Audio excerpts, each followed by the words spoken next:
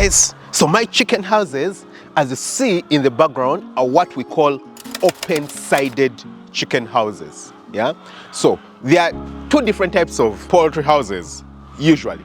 They're what we call open-sided chicken houses, and then there's what we call environmentally controlled chicken houses. Now recently someone asked me that, why do I use open-sided chicken houses? Why don't I use environmentally controlled chicken houses? Now the dynamics are quite detailed, and I'm going to try to talk about it. I'm going to give you the advantages, but not just the advantages, the practical reasons as to why personally I use open-sided chicken houses right here. Because there's advantages on paper, but there's also advantages that are in reality. You know, there's things that you read in textbooks and they'll tell you, no, this is better in this way. But then there's also things that you will experience in reality and what you have to go through each and every day and how that affects, you know, a lot of the decisions that you make. So I'm going to be telling you guys why I personally use open-sided chicken houses. Now, a few facts about our open-sided chicken houses before, you know, we get into the details. As you guys can see, they have two floors, up and down. Yeah.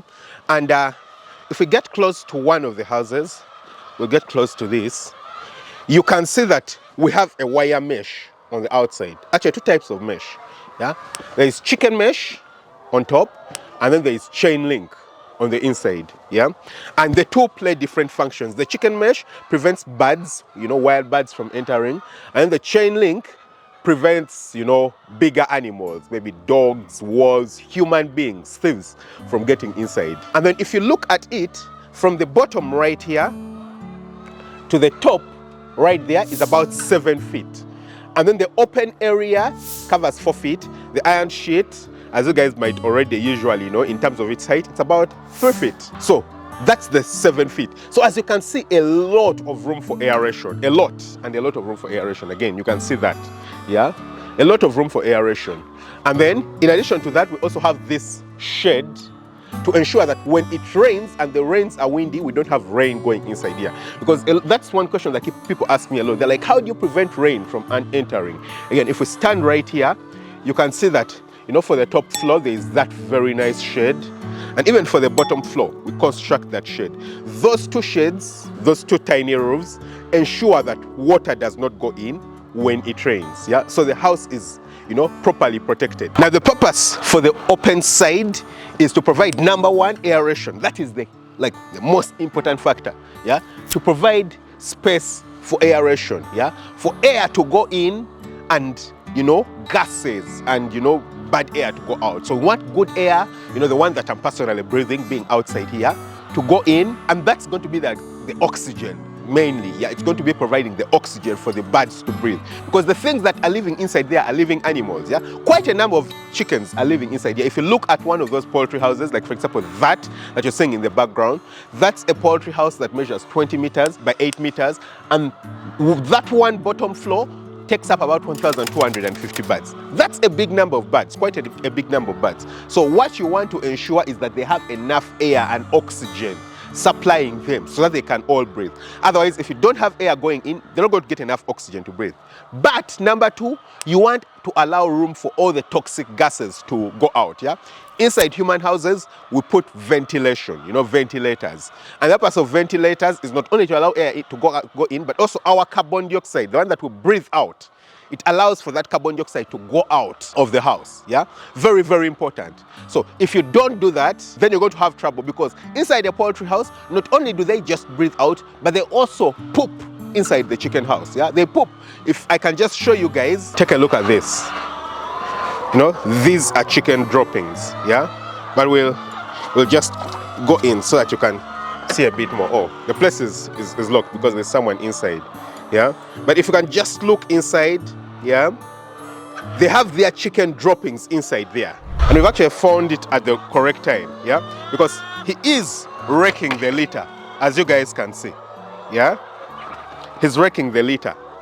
You see what he's doing? That is turning the litter. Yeah, because what happens is that the chickens, when they drop their droppings, they don't have the ability to turn the litter upside down. Yeah, so he keeps coming in and turning it, you know, upside down to ensure that, you know, all the droppings don't pile up at the top. Yeah, so the wet droppings go under, then, you know, the dry one comes on top. You see what he's doing? Yeah, and all that produces toxic gases.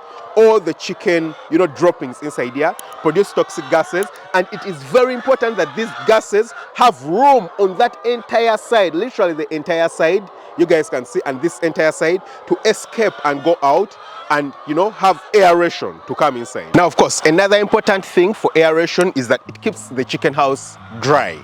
Yeah, as you guys can see, there's a lot of droppings inside. Yeah, and so when fresh air comes in, it ensures that the droppings dry out. It doesn't remain humid and wet inside there. Yeah, so as you can see, ventilation is really important. Now, if you're not going to do an open-sided chicken house like I'm doing right here, you're going to have to do what they call an environmentally controlled house. In reality, what we're talking about here is that it's an AC house. Yeah, it's just a complicated way of calling it. It's a house whereby instead of having open ventilation, just like you would be in your car and your windows are up, you're utilizing air conditioning. So it's air conditioning for the chicken houses. Now, that AC is of course going to be the one providing all the air from the outside and taking out all the terrible gases to the outside, getting them to escape. And if you do that, that will be perfect. It's going to serve the advantage. But it also comes with a few things that you have to consider. Yeah, I mean, for someone like me, yeah, for some people who are starting out. Now, there are people who can start with it, but people who are starting out like me, it's going to come with a few things. Number one, it's going to need electricity to run it, as you guys already know, yeah? AC needs electricity to run it. And if you don't have like proper, reliable electricity, then you're going to have generators around, yeah? And you guys understand what it means to run stuff on generators. Generators are really expensive, yeah? Because it's not like the AC can stop running. The AC inside the poultry house can't stop running. If it does, the chickens are going to die because there's no room for aeration. So all the sides are closed and you control the entire environment inside there. Now, the argument for that, or the argument for having, AC houses is that number one, it provides a consistent environment. So as you guys can see, today is a sunny day. On a rainy day, the environment inside my poultry house is going to be, different. The temperatures are going to change a little bit, the weather is going to change, and everything inside is going to change a little bit. On a shiny day, it gets a bit, much hotter inside there, yeah? Now, with an environmentally controlled house, just like you would be with AC, you just need to set a particular temperature, and that's going to be the temperature inside there. It's going to be consistent. So the environment for the birds is much, much better. The advantage that I have is that being in Uganda, and not just in Uganda, but the area where my farm is located, our average temperatures all throughout the year are not like terrible, yeah? So I'll, for example, look at my phone right now, and right now the temperature is about 21 degrees, yeah? Which is not terrible, like not terrible at all. Actually, it's good, which is good, yeah? Now, with time, the temperatures could keep rising, and if I look at my phone, again, to check the maximum temperature of today, the maximum temperature is going to be 31. For about 3 hours, it's going to be 31, yeah? But for the biggest part of the day, it's going to be, 27, 29, 31, then it comes down to 28, and at some point, it even drops as low as 18 degrees, yeah, in the morning, yeah?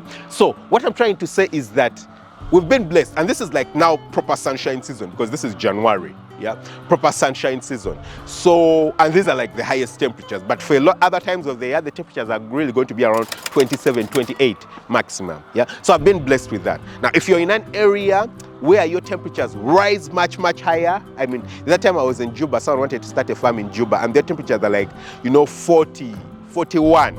That's crazy. You can't do an open-sided chicken house and just rely on it for that. Even just using fans won't help, yeah? You need to make sure that you most probably have some form of AC inside your poultry houses. Otherwise, the chickens are going to drop dead, yeah? But if your temperatures are room temperatures like mine, then the factor of temperature fluctuations is not as bad, yeah? I mean, considering the cost of getting the AC houses and the advantage it would give you if you're in an area like mine, it's very negligible. I'll be honest with you, yeah? So one of the ways you can tell is using the performance of the birds, yeah? If you can tell that, the environment is having bad effects on the birds, is using the performance of the birds, yeah? My birds are not performing terribly. Actually, this flock that I've just been showing you guys is doing 94. Actually, I think yesterday it did like 95%. So currently it's fluctuating between 94 and 95%, yeah? And it's 30-something weeks old, yeah? So the performance is good for the type of environment or for the type of house that I'm building. Now, if I'm going to be converting, if for example I had to do an environmentally controlled house, for this flock of birds, it would be like maybe more than 5 times more expensive to do it. Yeah. So for me, the advantage of maybe 1% laying, which I honestly, I'm not even saying, I don't see the advantage of it. Yeah. So that is it. So the cost is too crazy. Yeah.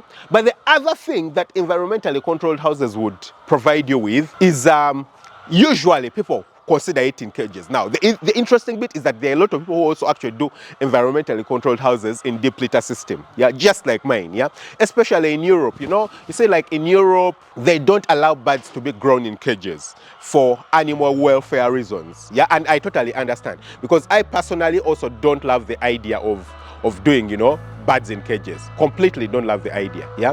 So in like the United States, people do birds in cages, but like in Europe, they don't do birds in cages. So they also do deep litter, but in environmentally controlled houses, because for them, they do have deep winters and very hot summers.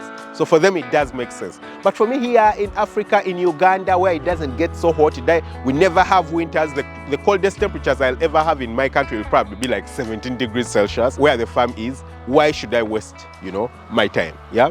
Now, the other thing is, you know, if I were to go cages, because again, this is not a video of cages versus deep litter, but if I were to go cages, again, starting with cages would be so expensive. Yeah, I mean, you guys need to understand that when I was starting out my farm a few years back, I was starting with 700 birds. I didn't have money. Yeah, 750 birds. I didn't have money. I had to utilize what I have.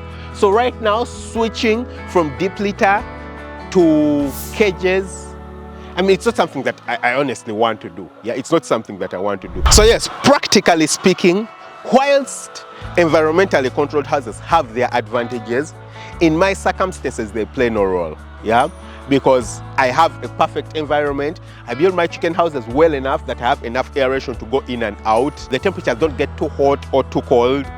And also the cost is too high, yeah, considering what I'm already doing here. So now that I'm already making money, why don't I consider it?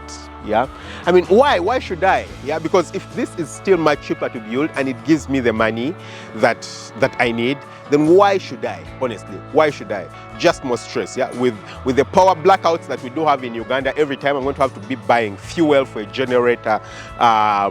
It just doesn't make sense for me. Completely, it doesn't make sense for me. And so that's why I'll keep doing open-sided houses versus environmentally controlled houses, or AC houses. Yeah, but for you in your circumstances, if you're like probably in Algeria where it gets too hot, or I don't know, in some desert country in Egypt and it gets too hot, then maybe for you the AC houses might make sense practically based on your circumstances. Like I've told you, I was in Juba the other time and the temperatures were like 40-something degrees Celsius. It's completely not practical. Even if you put fans there, fans are just going to rotate the air that's outside, yeah, and bring it in, and even the air that's outside is too hot. So despite the fact that you're going to have oxygen, the air is just too hot and the birds just won't be comfortable enough for them to lay enough for this farm to be sustainable. Yeah, so that's why you need to consider the exact circumstances that you're in. I hope you guys have enjoyed the video. Don't forget to hit the subscribe button, smash the notification bell. Catch you very soon with another one. Lots of love. Bye-bye.